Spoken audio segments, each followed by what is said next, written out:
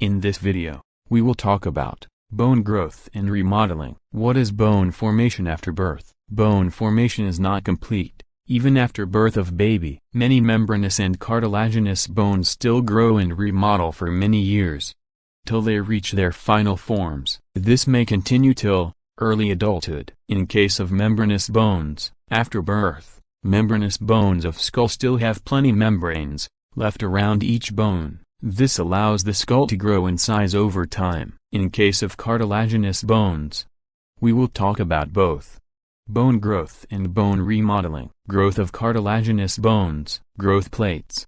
These are epiphyseal cartilages, present between diaphysis and epiphysis of long bones. The cartilage continues to grow, and new bone tissue is continuously formed at diaphyseal end of growth plate. In this way, bone continues to grow in length during young age. Periostom. In the diaphysis of long bones, the inner layer of periostom has osteoprogenitor cells. These cells transform into osteoblasts, cells that form bones, so bone continues to be deposited in the diaphysis of long bones. So, long bones grow in diameter as well. In case of remodeling of cartilaginous bones, closure of growth plates. When a body grows into an adult, growth plates stop growing. They become narrow over time, till they eventually disappear. Finally, this leads to fusion of diaphysis with epiphysis. This phenomena is called closure of growth plates. Osteoclasts and diaphysis. As the diameter of shaft of bone increases,